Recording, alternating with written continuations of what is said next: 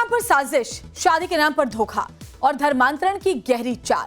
राजस्थान में हिंदू लड़कियों को प्रेम के जाल में फंसाकर धर्मांतरण करने का ऐसा षड्यंत्र सामने आया जिसका पैटर्न बिल्कुल अलग है। टाइम्स नाउ भारत के इन्वेस्टिगेशन में जो खुलासा हुआ वो चौंकाने वाला है। टाइम्स नाउ भारत के ओरिजिनल रिपोर्ट देखिए।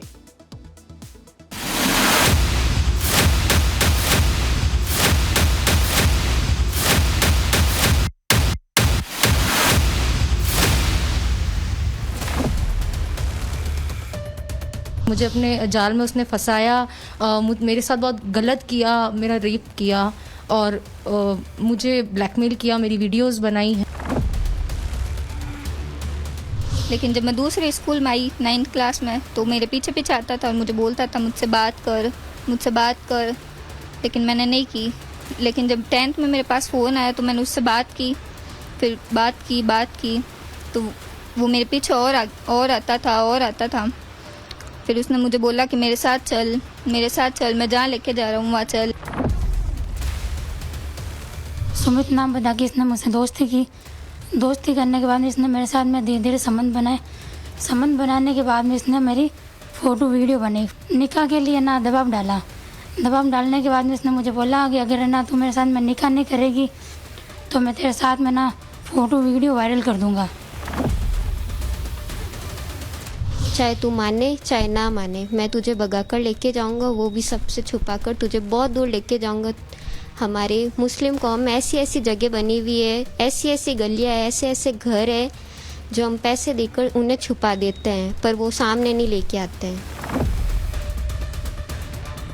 मेरे साथ उसने बहुत गलत किया। उसने मेरे प्राइवेट पार्ट को भी बहुत जलाया और उसने मेरे साथ गाली गलौज मारपीट भी करी। टाइम्स नाउ के कैमरे में कैद गजवाए हिंद का बिल्कुल न्यू पैटर्न।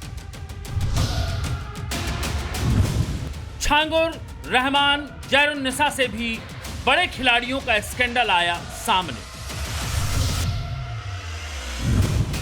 बरेली के मजीद, सलमान, आरिफ और सलीम से मीलों आगे की बला है असलम और साजिद।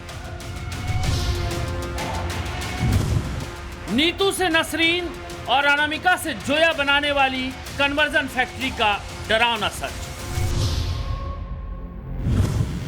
जोधपुर की गैंग ने पीछे किया बलरामपुर, बरेली और कुशीनगर की धर्मांतरण गैंग को। देश में अवैध धर्मांतरण को लेकर लगातार खुलासे हो रहे हैं, लेकिन आज जो पड़ताल हम दिखाने जा रहे हैं वो गजवाए हिंद का बिल्कुल नया पैटर्न है। राजस्थान के जोधपुर से टाइम्स नाउ भारत की पड़ताल में जो खुलासा हुआ है वो चौंकाने वाला है, क्योंकि पड़ताल में जो सामने आया है उसमें हिंदू बेटियों को फंसाने का तरीका बिल्कुल अलग है। सोची समझी साजिश के साथ हिंदू लड़की को टारगेट किया जा रहा है। आज टाइम्स नाउ भारत के कैमरे पर वो 5 लड़कियां अपनी आप बीती सुनाने जा रही हैं जिनकी जिंदगी को जहन्नुम बना दिया गया। प्यार के नाम पर साजिश, शादी के नाम पर धोखा और धर्मांतरण की गहरी चाल। जोधपुर की बेटियों को टारगेट कर रचा जा रहा है खौफनाक षड्यंत्र। ये महज एक इश्क नहीं है बल्कि एक सुनियोजित जाल है जिसे रच रही है कट्टर मानसिकता। ये बात मैं नहीं कहता, इस बात की पुष्टि टाइम्स नाउ भारत भी नहीं करता, लेकिन ये आप बीती है उन दर्जनों युवतियों की जिन्होंने टाइम्स नाउ के कैमरे पर इस पूरे षड्यंत्र को एक्सपोज किया है।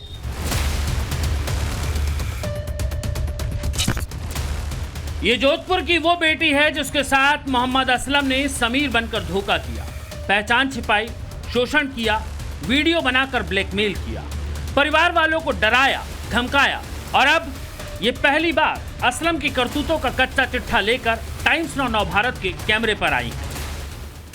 राजस्थान में प्यार के नाम पर किस तरीके से हिंदू बेटियों को शिकार बनाया जा रहा है उसकी एक पीड़िता हमारे साथ हैं।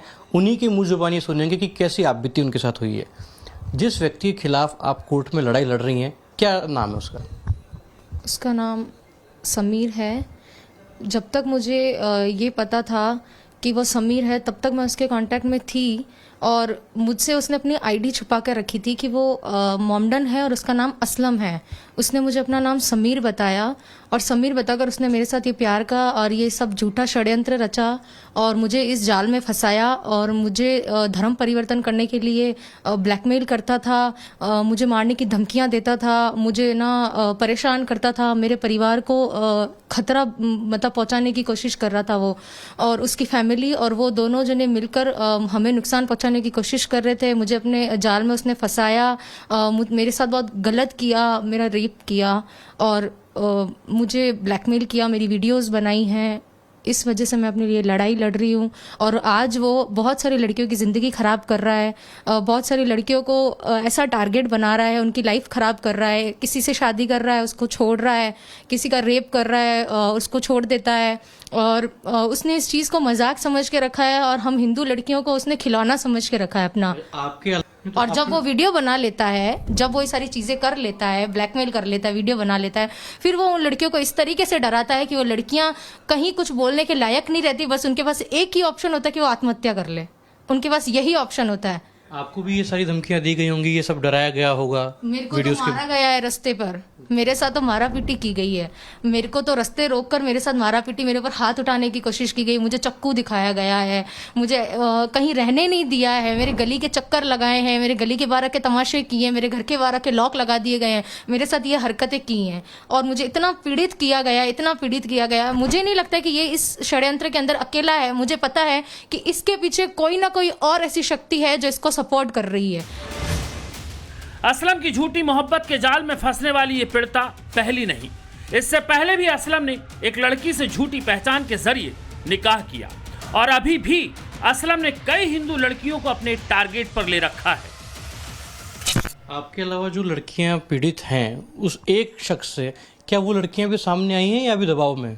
वो भी अभी दबाव में है, वो अंदर से पीड़ित हैं लेकिन वो बाहर से किसी को बोल नहीं पा रही है। हो सकता है कि वो उनको ब्लैकमेल कर रहा हो, उनकी फ़ोटोज़ और वीडियोज़ को लेकर उन लड़कियों को ये डर हो कि हमारी बाहर इंसल्ट हो जाएगी, हमारे परिवार की बेइज्जती हो जाएगी, हमारा परिवार शर्म से गर्दन नीचे हो जाएगी हमारे परिवार की। वो लड़कियां अभी उसके खिलाफ नहीं बोल पा रही, लेकिन मुझे पूरा विश्वास है कि आने वाले कुछ टाइम में वो लड़कियां भी मेरी तरह खड़े होकर उसके बारे में बोलेगी ज़रूर। असलम ने जब इस पीड़िता को अपना शिकार बनाया तब वो नाबालिग थी, लेकिन अब ये बालिग है और अपनी कानूनी लड़ाई खुद लड़ रही है। असलम की करतूत को सुना आपने, अब वाजिद पर आइए। वाजिद की हैवानियत का शिकार इस पीड़िता का दर्द भी बेहिसाब है। अपने जाल में फंसाकर वाजिद ने इस पीड़िता का न सिर्फ शारीरिक शोषण किया बल्कि इसके साथ हैवानियत भी की। मैं एज अ कॉर्पोरेट चैनल में जॉब करती थी। वो लड़का वाजिद नाम का मुझे वहीं मिला था, हम दोनों साथ में जॉब करते थे। फिर उसके बाद में वो मुझे कभी कट्टर लगा ही नहीं, हमारे शारीरिक संबंध भी बने थे और बस वो पहले मुझे लगा ही नहीं था। मेरे लिए वो बहुत अच्छा था और मैं यही मानती थी कि वो सबके जैसा नहीं है। उसके बाद सर मेरे साथ उसने बहुत गलत किया, उसने मेरे प्राइवेट पार्ट को भी बहुत जलाया और उसने मेरे साथ गाली गलौज मारपीट भी करी। मुझे सर पहले हमारे जो संबंध थे मैं रिलेशन में आई थी, मुझे नहीं पता था वो ऐसा है, लेकिन धीरे धीरे बाद में मुझे पता चला कि वो सिर्फ मुझे यूज़ करना चाहता है। उसने मेरे साथ रेप ही नहीं, मेरे साथ बहुत गलत किया। काफी रसूखदार परिवार से है ये हिंदू बेटी, लिहाजा परिवार की इज्जत पर ना आ जाए इसलिए इसने वाजिद के खिलाफ किसी तरह की कानूनी लड़ाई का सहारा नहीं लिया और ना ही परिवार से अपने हालात को साझा किया। और ये एक बड़ा पैटर्न है जो देखने में आ रहा है कि टारगेट उन लड़कियों को किया जा रहा है जो ऐसे परिवार से हों जो अपनी सामाजिक छवि के कारण सामने नहीं आ पा रही हैं।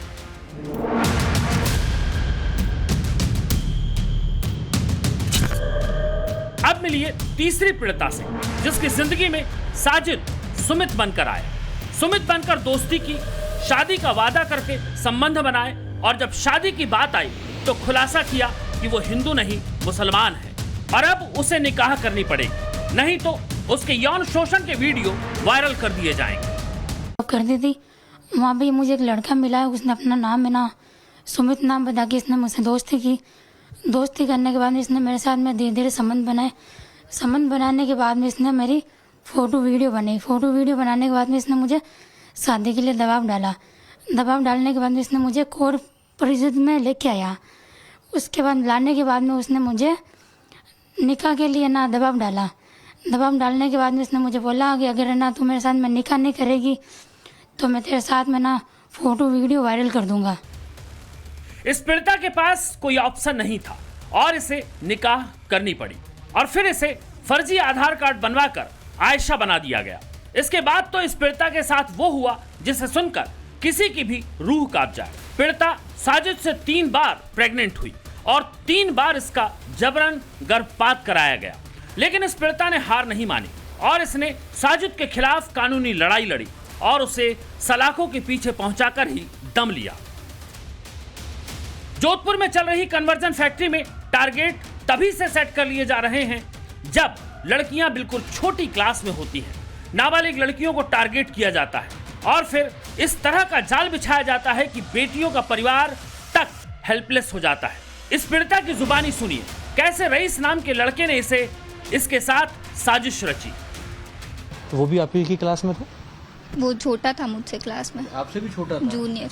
अच्छा, तो कैसे आप लोग संपर्क में आए गुड़िया? वो पहले मुझसे बात करता था, मेरे पीछे पीछे आता था, मुझे बोलता था कि मुझसे फ्रेंडशिप कर, लेकिन मैंने की नहीं उस वक्त। फिर वो मेरे ट्यूशन में आया, ट्यूशन में भी पीछा किया, उसने बोला कर मुझसे बात कर, लेकिन मैंने नहीं की। लेकिन जब मैं दूसरे स्कूल में आई 9th क्लास में तो मेरे पीछे पीछे आता था और मुझे बोलता था मुझसे बात कर, लेकिन मैंने नहीं की।